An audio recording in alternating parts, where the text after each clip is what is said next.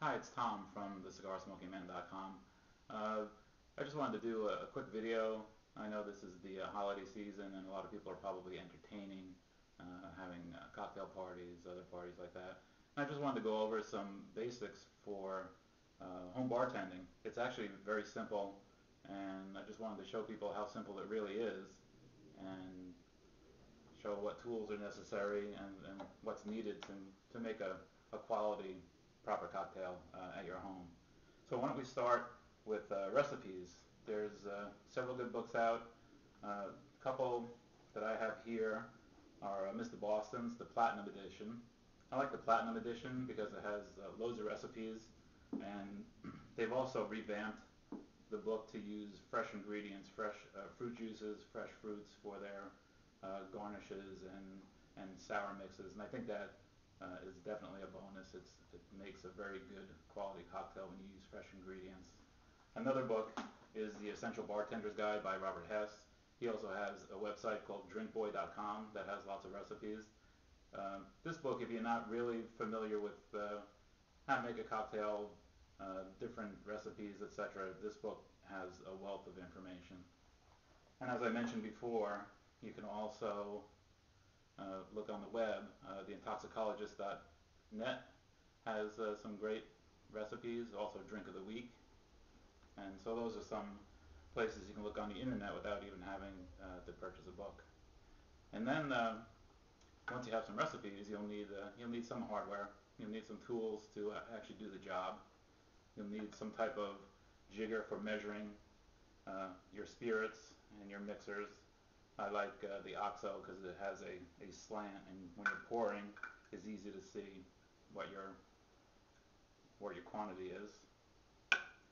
You also need a mixing tin and a shaker.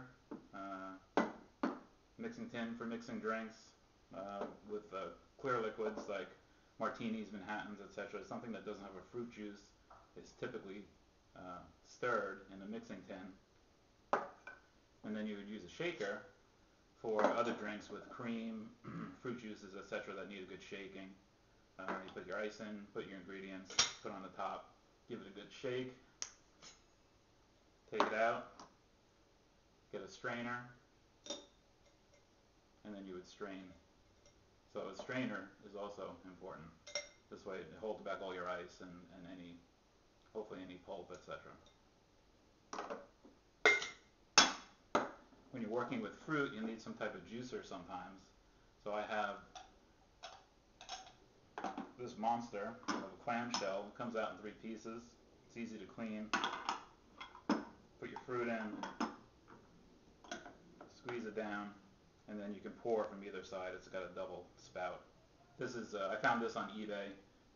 They don't make these anymore. This is from the late 1920s, early 1930s. So, but it's great and it works wonderfully, and I love it.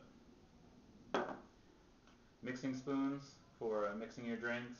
I have one with a trident for stabbing condiments, etc. Very important. When you're working with fruit, you'll need a little paring knife. Sometimes a big fruit, I use a vegetable peeler to get some wide garnishes off of a citrus, off of orange, lemons, limes. And then a zester with a channel knife for making garnishes. The channel knife just digs into the rind and the peel and gives you a nice strip. And then one last thing is a muddler. Sometimes, typically for mojitos and some other drinks, you might need to muddle some of your ingredients in the bottom of the glass, and that's what this is for. I do have some videos that show how I use this, and I'll actually be making several winter-themed cocktails coming up that will use most of these tools, and you'll see them in action. So that's it for tools. And then of course you're going to need the alcohol and your mixers, and what I can suggest is, build your bar up slowly.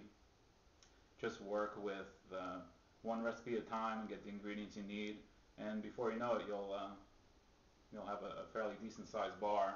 Or if you like, and I kind of like playing around with these, the miniatures, and I have a whole bucket full here. I like to pick up miniatures every once in a while, some Crown Royal, some Patron, and then just different things that I haven't tried. not sure if I really like it, so I'll get a miniature and just make one drink out of it and see if it works. If I like it, I can always go and get a bigger bottle. So that's a good way of trying things also.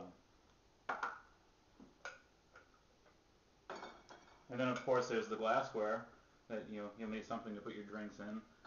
Basically you can put it in any kind of glass, obviously. Some drinks just look nicer in certain specific glasses. So I go around and I look for deals. I've picked up some champagne flutes, and I've also picked up some cocktail glasses. Some people call this the martini glass, since that's one of the more famous cocktails that you'll see in this, but all sorts of drinks can be made in either one of them. And you can make all your drinks, and I know certain people just use cocktail flutes, champagne flutes for their drinks just because they like the way they look. And then other than that, a basic rocks glass or a double rocks glass, and you'd be set. So that's it. Thanks for taking the time to watch this, and have fun making cocktails. Thanks again.